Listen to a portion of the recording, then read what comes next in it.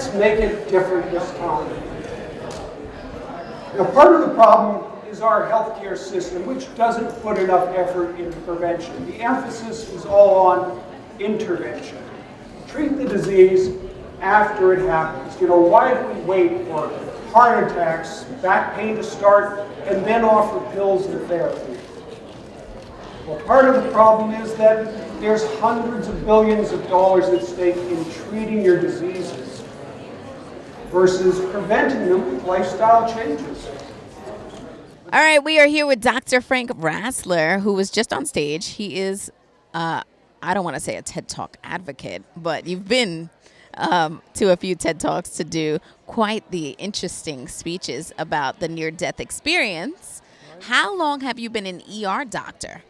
Well, it's been 3 decades and a bit now, and I think early on in my career, it was pretty obvious that most of the things we see coming in the emergency room are actually preventable diseases: strokes, heart attacks, injuries, stress, drugs. And that's a pretty sad aspect that after years and years of treating patients, you think how much of it could have been prevented just by having people do lifestyle prevention. So what made you say finally, I want to put together this TED Talks speech, or rather just a speech in general about near-death experience? Was it your near-death, or was it something you saw? No, not my near-death, but that's obviously one of the things we see a lot of. People with a heart attack, trouble breathing, that they're near the end of life. And obviously this is a extremely motivating time for people to hear a health message, to think about changing their bad habits, whether it's a real near-death experience or just someone's there with chest pain that they're afraid might be a heart attack.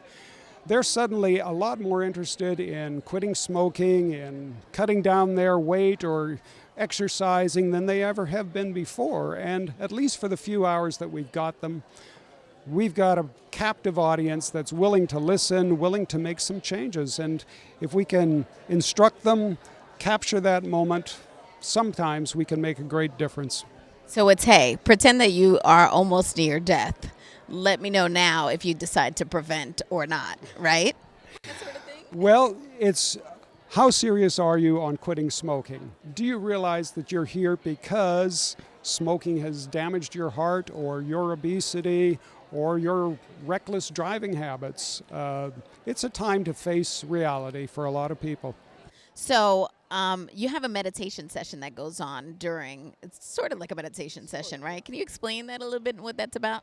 Well, when we have a patient who's at that critical phase, you've got to have a little experience in being able to read a patient, whether they're willing to accept this type of thinking or whether they're just negative, I don't care, I'm going to continue whatever my bad habit is. But in some patients, getting them to realize that their own behavior is what's causing this problem, and getting them to think about the negative aspects of it. So I call it negative visualization. Usually we are positive visualizers because we like to think positive, but if you can get patients to spend a few minutes creating in their own mind a visualization that applies to the habit they're trying to quit, and then repeating it perhaps once a day for the first week when they're trying to quit smoking or change their diet or start exercising so that they can keep up their momentum, keep up their enthusiasm. It's kind of like hypnotizing somebody. I think that's why people sometimes go to hypnotists and say, all right, this is going to be bad for you. You know, it's not a cure-all. It doesn't work for everybody, but in select people, it can be an additional tool to help you end your habit. I mean, there's plenty of different mechanisms you can use. I talk about, you can go cold turkey. You can use the gradual baby steps method. There's a pain pleasure model, aversion therapy, substitution, meditation, hypnotism, and belief in a higher power. But one person doesn't respond the same as another. Each of us have our own personality type and we're going to respond differently to different methods. But in most people, if they just take the time and visualize how they may be ending up in the next few years. The idea is, when I see them in the emergency room, the problem's already there. It's somewhat too late. But if we can get them to think of doing this years before the crisis happens, that's when we're going to really make a difference. But at the same time, you can always help.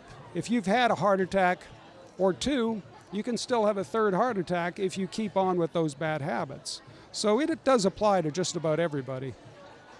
Very interesting stuff. Now listen, think about your daily lifestyle. What are you doing to change yourself just a little bit that's going to help you prevent something? Well, thanks so much for taking the time with us. We want to live to be that woman that you showed on the screen earlier, the 100-year-old woman blowing out the candles, right? Right. That's the idea. And it is possible.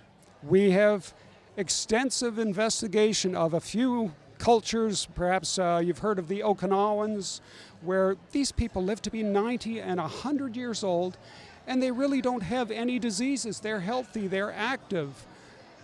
Their diet is different. Their activity level is much more than ours. There's no obesity, there's no cancer, there's very little Alzheimer's disease at 90 and 100 years old, and it's all environmental factors.